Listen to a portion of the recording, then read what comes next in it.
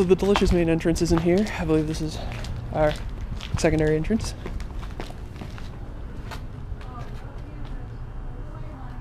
No. Absolutely not. Absolutely not. Can we please come in?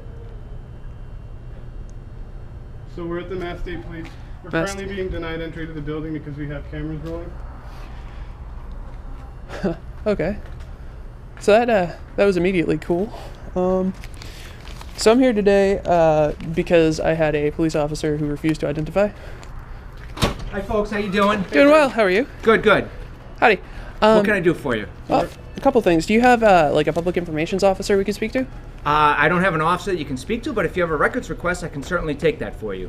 Actually, we do have one, but I actually need to speak to somebody about I was pulled over and by what I think was a state police officer. All right, yeah, thank you. Thank you. Appreciate it. Okay. All right. And so basically I want to track down whether or not it was actually a state police officer. Okay. Now, I did Do you ask... have your documentation? I have a citation. All right, can I take a look at that? I might be able to help you out. Certainly. This is obviously just a copy of it. All right, that's fine. Yep. And I did... Okay, it does reflect what would normally be on a citation for a citation that's issued by a state trooper. Okay. All right, so it looks like... Are you Maya? Absolutely. Okay.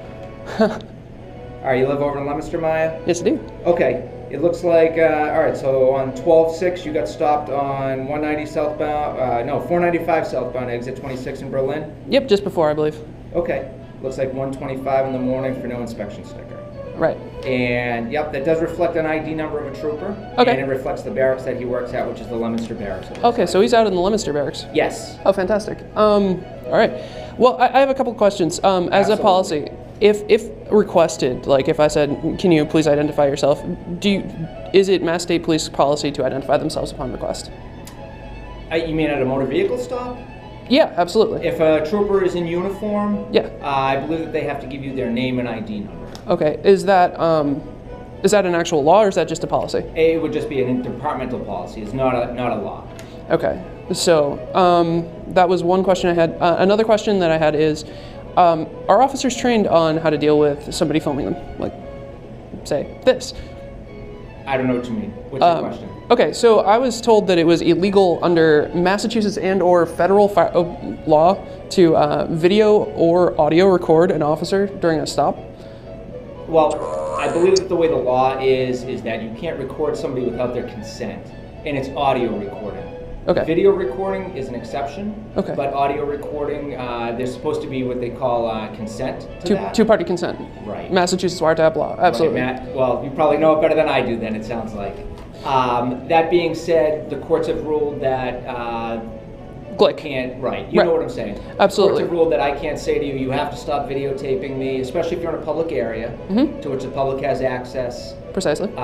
So I'm a little familiar with it, but not to the details. Fantastic. Are your officers, or are the general troopers who are out there? I can't speak for everybody, but we have a large agency, 2,100 officers. Is there training for it? There is. Okay. There is training, and what we try to do is we try to give them the training relative to the most recent case law that exists. Fantastic. That Okay. type of thing. It sounds like you might have had a problem. Oh, I certainly did. Okay.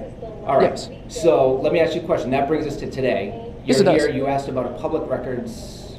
Well, Am I meeting your needs here? Am I answering your questions the way you need them? thus far, absolutely. Okay, all right. So, may I have the trooper name? I was never given one. I can't read that name at all.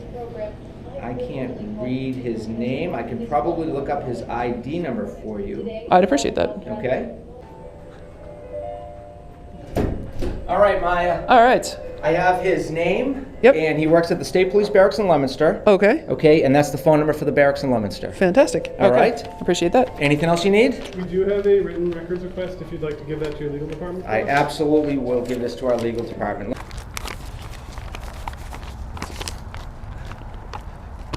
Kenneth Harold. That is TPR Squiggle Q. Kenneth Harold. That is apparently the name that is written. Kenneth Harold. All right.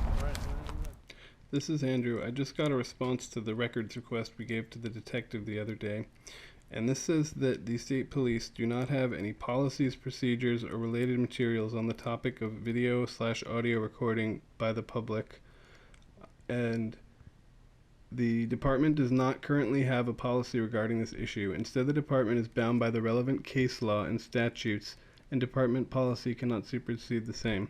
So the detective and the police officer who stopped Maya both claimed that it's illegal to record people without their consent.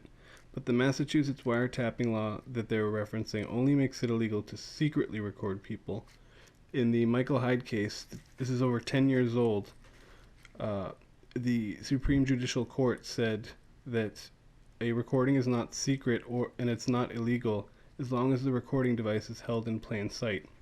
So the fact that the police have no written policies and that the two officers we've encountered both got the law wrong really undermines the claim made by the detective the other day that the police are being trained on the current case law.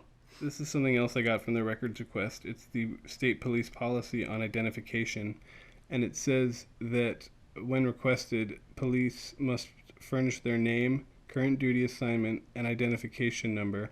And of course, the police officer who stopped Maya did not do that. He wouldn't say his name or badge number verbally, and he did provide his badge number on the citation, but when he wrote his name, he wrote it in a completely illegible manner that could not be read by us or even the state police detective who we showed the citation to.